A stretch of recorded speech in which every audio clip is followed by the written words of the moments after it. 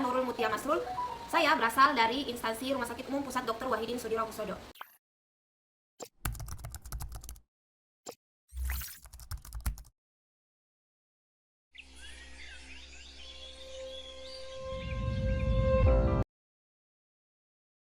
Rumah Sakit Umum Pusat Dr. Wahidin Sudirohusodo Makassar adalah rumah sakit vertikal kelas A yang berlokasi di Jalan Perintis Kemerdekaan kilometer 11, Tamalan Rea, Makassar.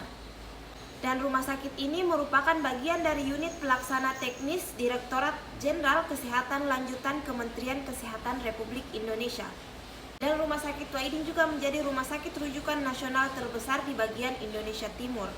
Didirikan pada tahun 1993, Rumah Sakit Wahidin kini resmi menjadi rumah sakit vertikal milik Kementerian Kesehatan. Pada tahun 2023, Rumah Sakit Wahidin menerima akreditasi LAM KPRS predikat paripurna, menunjukkan mutu layanan yang tinggi yang sesuai dengan standar nasional. Rumah Sakit Wahidin aktif dalam pengembangan teknik medis dan alih ilmu pengetahuan serta teknologi melalui kolaborasi internasional untuk meningkatkan kompetensi tenaga medis dan memperluas akses layanan.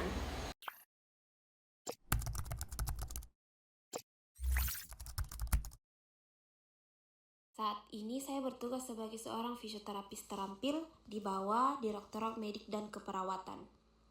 Sebagai seorang fisioterapis, saya bertugas memberikan pelayanan terapi kepada pasien rawat jalan melalui kegiatan asesmen, penegakan diagnosa, perencanaan, dan pelaksanaan intervensi yang komprehensif dan berkesinambungan guna memulihkan, meningkatkan, dan mempertahankan fungsi gerak serta kemampuan fungsional pasien.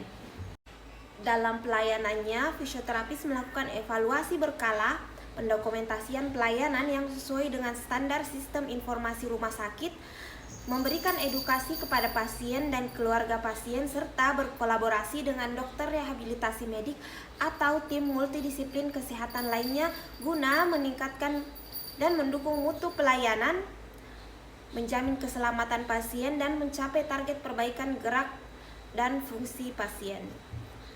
Standar pelayanan yang umumnya perlu dicapai seorang fisioterapis adalah peningkatan fungsi gerak, peningkatan kemampuan fungsional, penurunan nyeri, kemandirian aktivitas, dan peningkatan kualitas hidup pasien yang tetap memenuhi standar profesi, tetap mempertimbangkan keselamatan pasien, dan mutu pelayanan yang sesuai dengan ketentuan rumah sakit dan standar yang berlaku di Kementerian Kesehatan.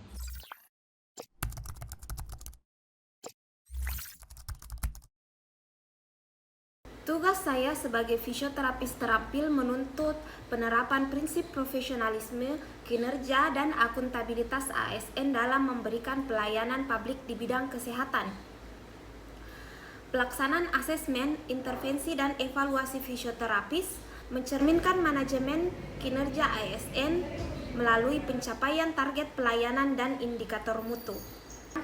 Pendokumentasian pelayanan dalam rekam medis dan sistem informasi rumah sakit merupakan bentuk akuntabilitas dan transparansi saya sebagai seorang pelayan kesehatan. Sedangkan saya sangat termotivasi terhadap pengembangan kompetensi berkelanjutan sejalan dengan pengelolaan SDM ASN berbasis merit dan peningkatan kualitas pelayanan publik.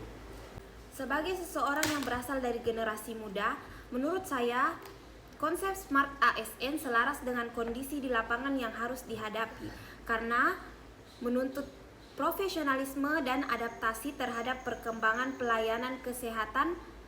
Teknologi dan sistem informasi yang terus berkembang akan sangat membantu dalam menjalankan tugas di bidang rehabilitasi ini jika dimanfaatkan dengan bijak.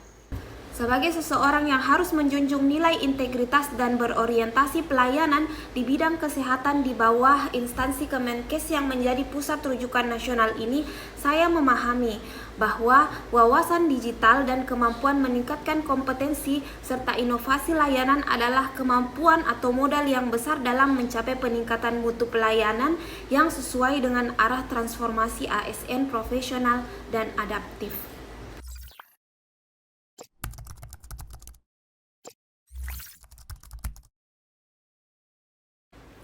Ada beberapa tantangan yang masih perlu dihadapi sebagai seorang fisioterapis terampil. Contohnya pertama adalah tingginya beban pelayanan pasien yang belum seimbang dengan jumlah tenaga fisioterapis yang tersedia, sehingga waktu pelayanan dan edukasi pasien terbatas. Tentunya hal ini membuat waktu yang diperlukan untuk mencapai target menjadi lebih lama.